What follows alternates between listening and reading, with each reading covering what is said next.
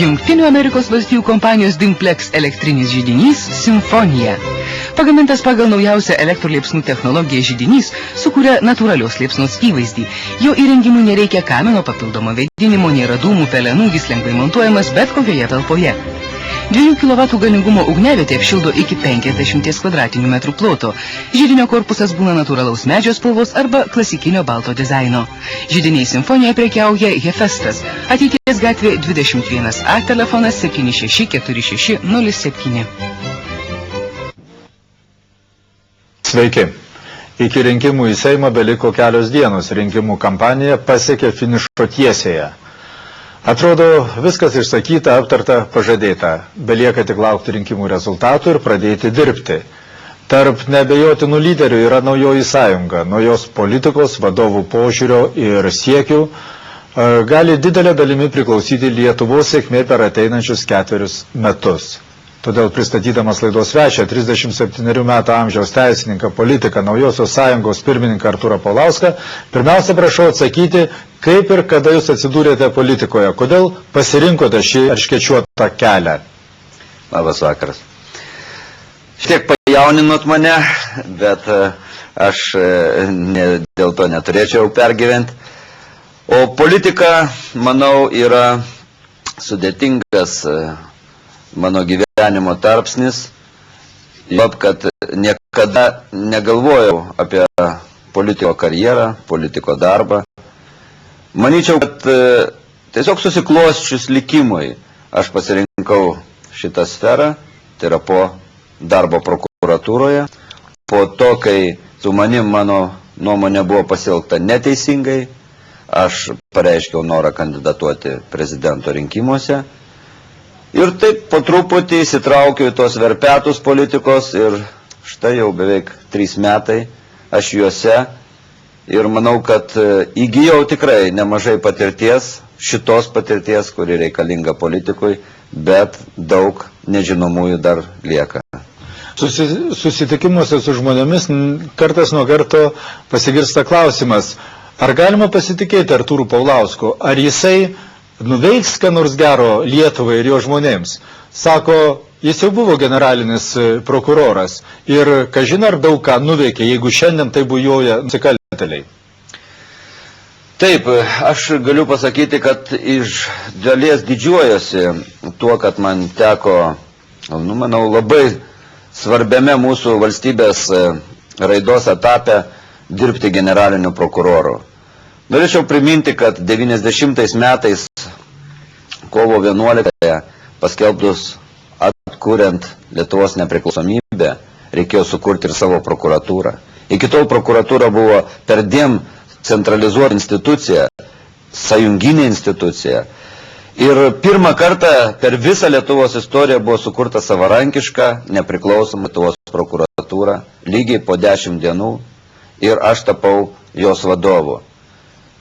Tenka prisiminti, aš tik tai galiu galbūt dabar prisiminti, kaip tada buvo sunku, kaip iš karto buvo sukurta alternatyvi prokuratūra, kaip man teko dirbti, kai šita prokuratūra trukdė, mes, manau, pakankamai gerai užtikrinom teisėtumą ir bylų kontrolę, ir bylų patekimą į teismą.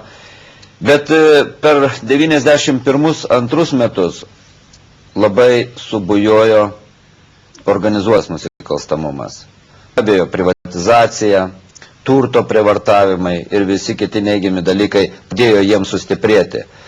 Ir 92 metais, gal kas prisimena, o kurie ne, tai priminsiu, aš buvau pirmas, kuris išstojau viešai ir pasakiau, kad Lietuva turi apsispręsti.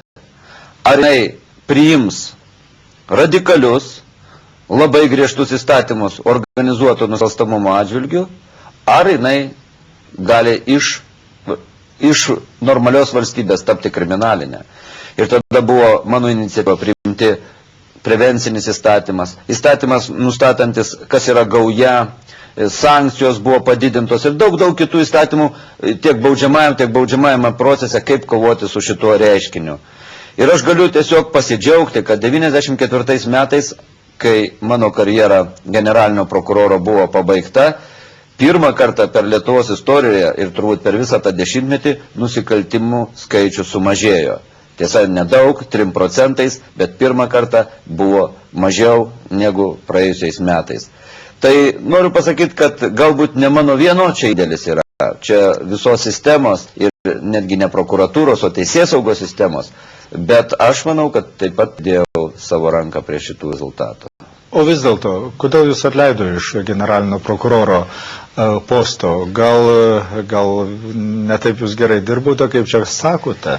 Žinot, man buvo išreikšti priekaištai dėl pono Visukavičiaus bylos, kai jam dirbant valstybinio banko vadovu, jisai be jokio konkurso pervedė 20 milijonų į savo prieš tai buvusi Litimpex banką, kurio akcininkų jis ir tada dar buvo likęs, ir valstybinio banko valdyboje buvo 2 ar 3 nariai Litimpex banko.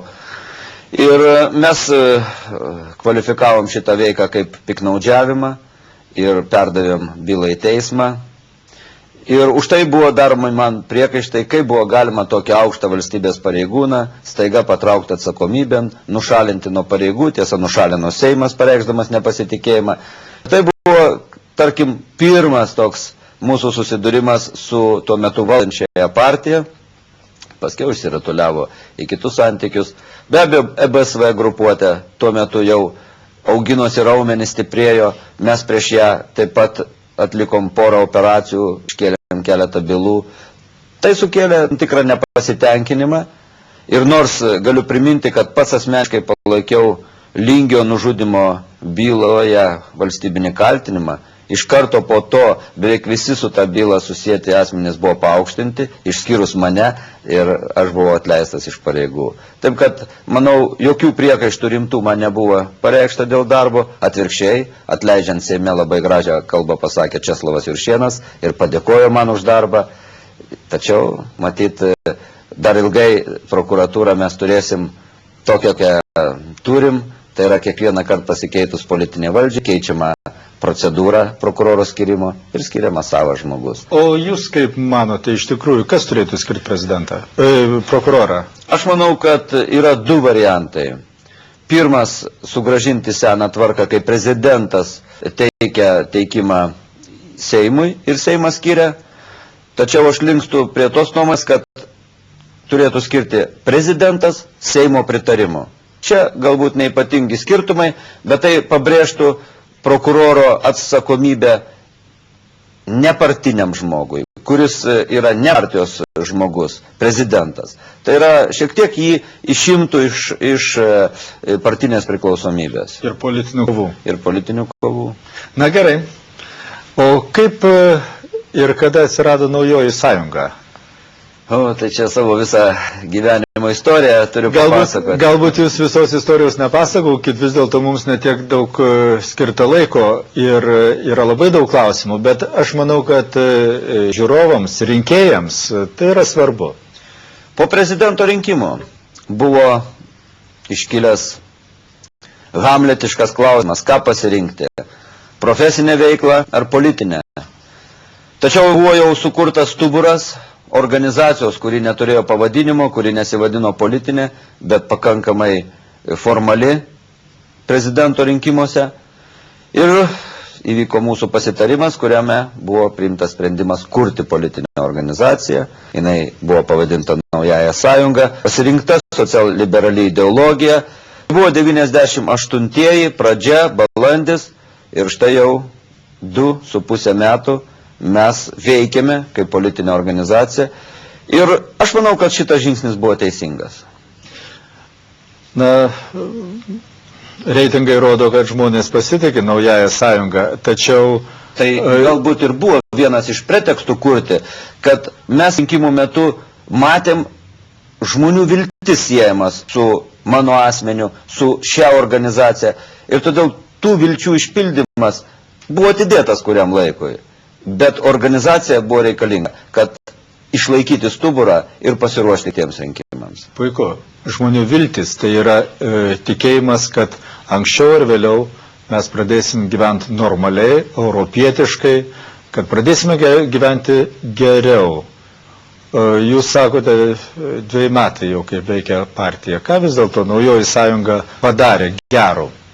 Žinot, man atrodo, kad mes išjudinom tą politinį vandenį, kuris buvo pakankamai nusistovėjęs, užakęs, jeigu nepasakyčiau griežčiau. Buvo susiformavusi tam tikra partijų struktūra, kuri ir galvojo, kad jie yra galbūt ilgesnį laiką bus Seime, tik tai proporcijos jų atstovavimo keisis. Ir mes įsiveržėm į šitą jų tylų gyvenimą ir pradėjom... Gal greičiau reikėtų sakyti ramų, nes tyliu jo nepavadinsi, streikai, pasipiktinimas, skandalai. Taip. Atsiprašau. Tačiau mes paskelbėm, kad politinė organizacija turi tarnauti žmogui, turi atstovauti žmogui. Mūsų pati pirma akcija po 7 metų galiojant Lietuvos konstitucijai buvo pateikimas į Seimą įstatymo nuo 50 000 Lietuvos piliečių. Tokia norma galiojo, tačiau ją nieks nesinaudojo. Tai buvo pirmas mūsų pasireiškimas žymesnis politikoje prieš valdininkų savivalę, kad valdininkas, tarnautojas už žalą padarytą piliečiui atsakytų materialiai, atsakytų už moralinę, už materialinę žalą. Tai buvo projektas, kuris vėliau tapo daugeliu įstatymų fragmentų, bet tuo metu tai buvo drąsus žingsnis. Ir mūsų tolesnė visa veikla buvo aktyvus atstovavimas rinkėjų Lietuvos žmonių. Tai ir Viljamso klausimo, tai ir pasisakymas dėl švietimo sistemos finansavimo, pareiškimai įvairiais klausimais ir taip toliau ir panašiai. Iš ties tai buvo, kaip ir buvom skelbę, veiksmo organizacija, kuri tikrai norėjo pademonstruoti aštrią poziciją, kietą poziciją ir visada kalbančią su žmonėmis. Jūsų šūkis, Naujosios sąjungos šūkis yra mums rūpi kiekvienas Lietuvos žmogus. Ar iš tikrųjų gali rūpėti kiekvienas iš 3,5 milijonų? Aš manau, kad tik taip galima atstovauti žmonės ir tik taip galima jiems pasitarnauti. Nes jeigu mes išskirsim kažkurią vieną socialinę grupę, tai būtų ir neteisinga, ir neįmanoma siekti bendros mūsų visuomenės gerovės. Mes sakom, reikia sukurti sistemą, taisyklės ir jų laikytis. Jeigu mes kalbam apie verslo plėtrą, reiškia mes kalbam apie žmonės norinčius dalyvauti versle. Jeigu mes kalbam apie švietimo sistemos geresnį finansavimą, reiškia kalbam apie mokinius, apie mokytojus, apskritai visi, kurie pasiliečia su švietimu. Pensininkai, tai yra milijonas mūsų gyventojų. Ir kiekvienoje sferoje mes aiškiai savo nuomonę turim ir tą poziciją pareiškiam. Reiškia, norim, nenorim, mes tiesiog tiek kalbam apie kiekvieną žmogų. Tik tai galbūt jis tuo metu yra vienai socialiniai grupiai atstovaujantis, kitas kitam, bet vis tiek tai yra visus apimantis mūsų veiklos principai. Taigi, kokia yra geroji Naujosios sąjungos žinia? Ką jūs siūlote? Kaip jūs sakot, Lietuvai ir kiekvienam žmogui? Aišku, yra ir posakis, kad galima mylėti Lietuvą, bet nemylėti žmonių. Mūsų pirmas būtų uždavinys darbo vietų kūrimas. Šiandien turbūt nieko nėra svarbiau, kaip darbo kurti naujas darbo vietas. Jeigu būtų laiko, aš galėčiau tiesiog išdėlioti visą programą, kaip mes tai galvojam daryti. Bet be abejo, labai trumpai kalbant, tai yra sąlygų verslui sudarymą, palankių sąlygų verslui sudarymą, mokesčių sistemos peržiūrėjimas, auklėjimas žmonių nuo pat mokyklos, diegiant jiems įgūdžius ir žinias, kai reikia pradėti verslą, skatinant eksportą, ginant vidaus rinką ir daug visų programinių nuostatų, kaip galima kurti darbo vietas. Ir aišku, švietimas. Švietimas tai yra pati mūsų nuomonė svarbiausia šiandien sritis, nes šia investicija labiausiai atsiperka. Jeigu mes turėsim išsilavinusi, išsimokslinusi jaunuolį, ateis ir investicijos. Ateis ir užsienio investuotojai, nes jie matys, kad galima patikėti darbo vietas, yra žmonės, kurie galės tinkamai dirbti. Ir trečia mintis tai būtų teisingumas, tvarka, įstatymų laikymasis, atsakomybė už pažeidimus. To, ko šiandien trūksta. Nesenai man vienas finansistas, kuris puikiai susipažinė su mūsų šalies finansinė būklė, sako, tiesiog reikia pasižiūrėti, kaip buvo naudojamos paskolos su valstybės garantija. Ir sako, čia atsiskleis nebūti ir nematyti dar dalykai. Ir sako, kažkas tai turi atsakyti už tuos dalykus. Kažkas tai turi nešti konkrečią atsakomybę. Aš manau, kad reikės šitos dalykus įsiaiškinti, nes milijardai, šiandien 13 milijardų valstybės skola, o darbo vietų mažėja, gamyba mažėja, verslas siaurėja. Tai kur tada tie pinigai? Kur jie panaudoti? Kokia buvo prasmė jos skolintis? Tai aš ir noriu jūsų paklausti, kaip buvusio prokuroro, ar įmanoma atsimti tuos pinigus, ar įmanoma atrasti galus, nes kaip matote, kokia valdžia bebūtų, ar kairė, ar dešinė, iki rinkimų visi gąsdina, o paskui taip tyliai ir viskas nuplaukia. Man atrodo, todėl mes ir esam labiausiai nepriimtini, kad tiek kairė, tiek dešinė, jie keitėsi vietomis. Ir jie puikiai supranta, kad gali vėl jiems tekt pasikeisti. Kam kelti viešumą negerus darbus, kam kaltinti vienas kitą, nes kiekvienas turi pat pasilikęs po vieną kitą faktą iš anų valdymo laikotarpio. Ir tik tai naujas požiūris arba nauji žmonės gali atskleisti tos trūkumus. Nes jie nebijo, jie nesusiję, jie neturi šleifų iš paskos einančių. Ir aš manau, kad reikės tą padaryti. Nori, nenori, mes turėsim pasižiūrėti, kur buvo panaudota. Ar juos bus galima visus atgautos pinigus? Aš labai abejoju. Ar galima atgauti 17 milijonų iš Tauro banko? Ar galima atgauti į kitus gamybinius objektus investuotus pinigus? Vargu turbūt. Ir čia vėl mokesčių mokėtojas reikės tas paskolas dengti. Bet turi būti išaiškinta, kas paskyrė paskolą, kas nekontroliuoja tos paskolos panaudojimą, pagaliau kas naudoja ne pagal paskirtį.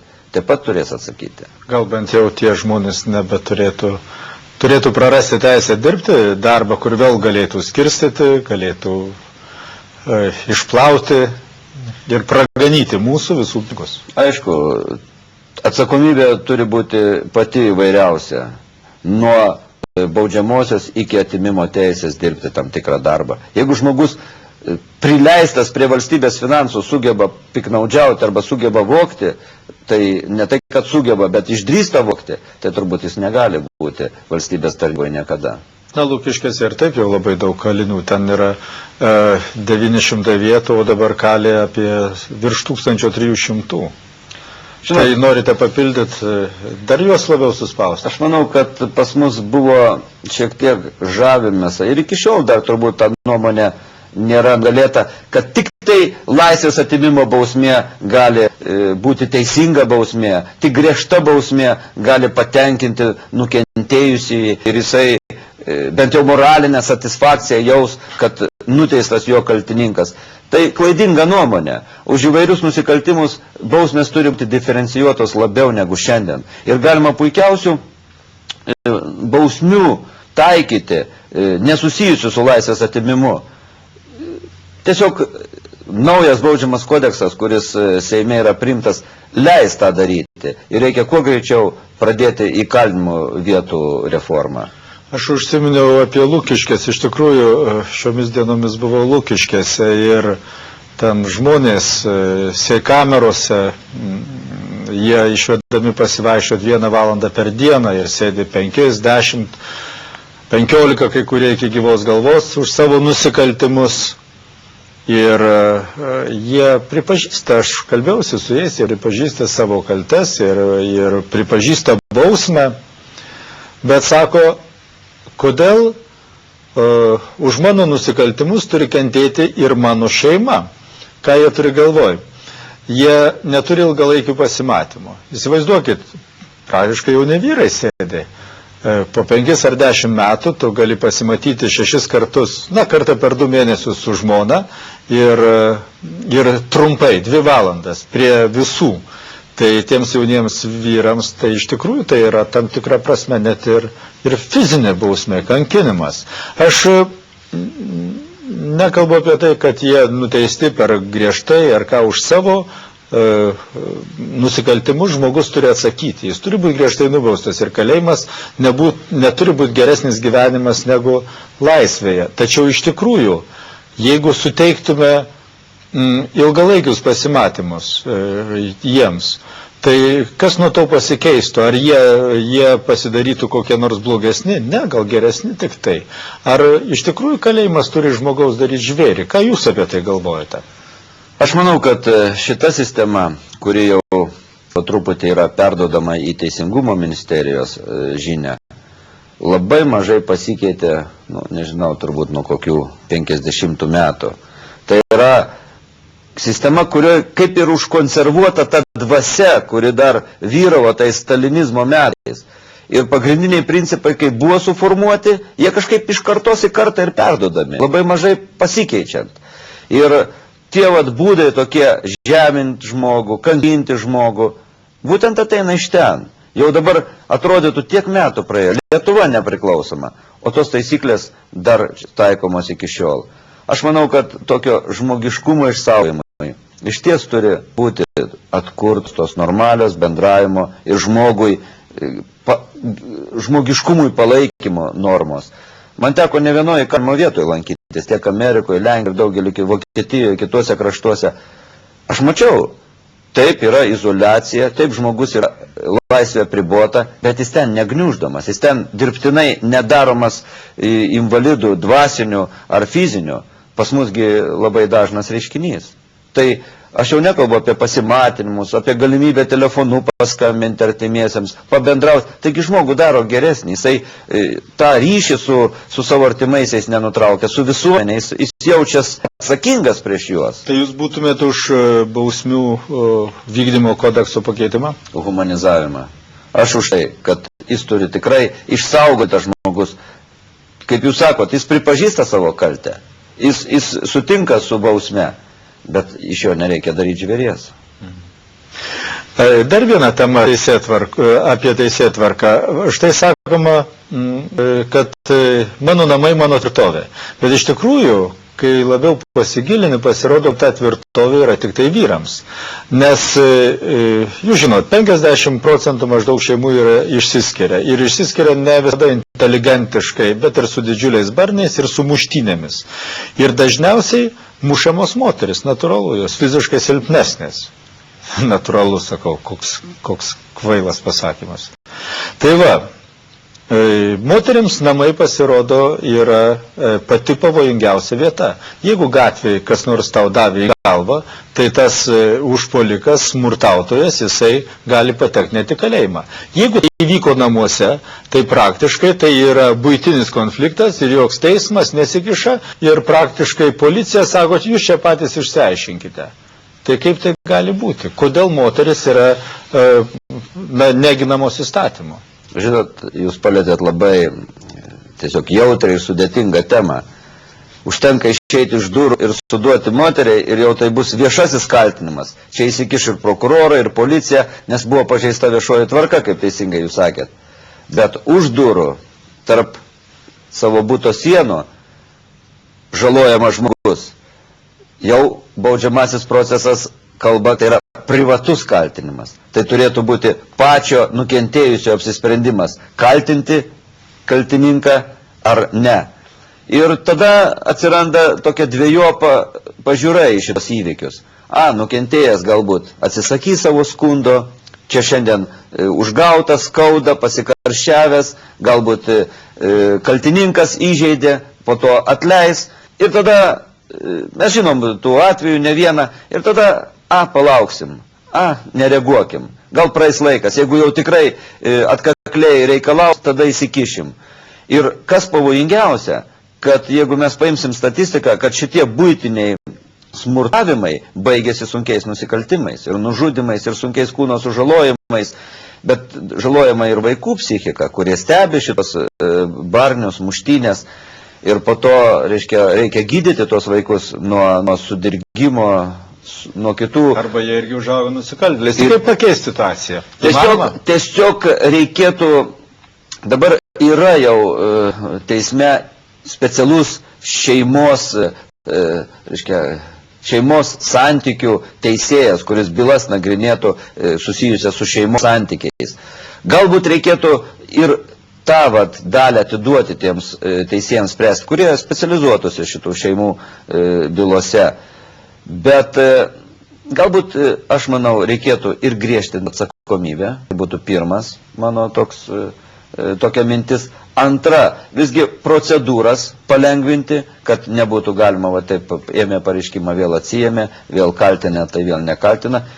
Ir aišku, profilaktinis darbas. Čia turėtų daug ir socialiniai darbuotojai, nenumot rankai tuos įvykius. Tiesiog kiekvieną įvykį išsiaiškiai. Galbūt galima ne kriminalinės sankcijas, prevencinės taikyti, uždraudimą matytis, uždraudimą lankytis ir dar daug tokių kitų priemonių, kurios yra kitose šalyse. Tiesiog mums reikėtų pastudijuoti tą temą. Mes šiek tiek plačiai, gal net per plačiai, tokiuose trumpos laidos rėmuose kalbame apie teisėtvarkos reikalus, nors tai yra labai svarbu. Bet gal grįžime prie ekonomikos ir vienas iš svarbiausių klausimų, bent jau verslininkams, na ir visiems žmonėms automatiškai, mokesčiai. Kaip, jeigu ateisit valdžią, didinsit mokesčius, mažinsit mokesčius, paliksit tokius pačius, ką darysit? Bus jie progresyviniai ar proporciniai? Žinot, mokesčiai kiekvieną žmogų paliečia. Kiek moka, kiekvieną susiskaičiuojam. Šiandien yra pasiekta tokia riba ir žmogui tokia našta, kad jau į biudžetą mažėja įplaukos. Reiškia, žmonės jau nepajėgus mokėti. Jie jau pradeda slėpti mokesčius. Todėl, aš manau, ne tik mūsų partijos, bet ir daugelis šiandien partijų pritarė tai minčiai, kad mokesčius reikia mažinti. Ir sumažinus asmeninius mokesčius, tuos tiesioginius mokesčius, galima paskatinti vartojimą. Šiandien žmonės neturi pinigų, už ką nusipirkti. Todėl mūsų programai sakoma, reikėtų pridėtinės vertės mokestį sumažinti vaikiškiems drabužėliams, maisto produktams, būsto statybai. Tai yra būtiniausiams gyventojų poreikiams tenkinant tiems dalykams. O dėl progresyvinių ir proporcinių mokesčių? Be abejo, mes apie proporcinius kalbam, nes šiandien ir proporcinius taikant galima išlyginti, kai kurie teigia, kad tik progresyviniai mokesčiai gali išlyginti nelygybę tarp turtingo ir vargšo. Bet tiesioginiai mokesčiai, proporciniai mokesčiai puikiausiai tą funkciją atlieka. Ir mes pasisakom už proporcinius mokesčius. Prieš kelias dienas kalbėjusi su Vytautu Landsbergiu. Jo nuomonė po rinkimų Naujoji sąjunga sudarys koaliciją su Brazausko koalicija ir tai bus valdančioji koalicija Paulauskas, Brazauskas. Na, aš trumpindamas sakau. Ką jūs atsakytumėte taip? Aš manau, kad daugelis Landsbergio pranašysčių taip ir neįsipildo, bet mes manom, kad po rinkimų labai svarbu yra idėjinis bendrumas, tai yra programinis bendrumas. Šiandien mūsų strateginiai partneriai Centro sąjunga, su kuria mes bendraujam ir savivaldybių rinkimuose daugumoje sudarėm koaliciją, leidžia kalbėti apie mūsų dviejų galimybę koaliciją sudaryti po rinkimų. Tačiau mes neatmetam galimybės bendrauti ir didesniam diapazone. Tai yra su visais tais, kurie pritarė mūsų idėjoms. Ką pirmiausia reikės nuveikti Seime? Biudžetą patvirtinti. Biudžetą. Tai yra, kaip mes naudosim pinigus, kaip rinksim pinigus, kaip sugebėsim per mokesčių fiskalinę politiką paskatinti verslą ir visus kitus dalykus. Vyriausybė kaip? Vyriausybė, mano supratimu, turi būti specialistų. Žmonės, kurie išmano savo sritį, atsakingai gali dirbti. Tai yra žmonės, kurie turi patirti vienoje ar kitoje srityje. Tai nebūtinai turi būti politikai. Aš manau, kad šiandien dar gali būti ir specialistų vyriausybė. Beje, jūsų programoje numatyta, kad ministrai nebegalės grįžti į Seimą, jeigu jie turės atsisakyti Seimo nario mandatų, taip? Taip, tai griežta nuostata ir mes ją savo programą esame įtvirtinę. Ką palinkėtumėte rinkėjams? Aišku, norėtųsi, kad jie ateitų rinkimus. Ir norėtųsi, kad jie išsirinktų naują kartą, naujos kartos politikus veiklius, energingus. Tokia yra Naujoji sąjunga. Numeris 7. Ačiū. Ačiū ir sėkmės jums ir žinoma pirmiausia rinkėjams. Išsirinkite teisingą valdžią. Viso gero.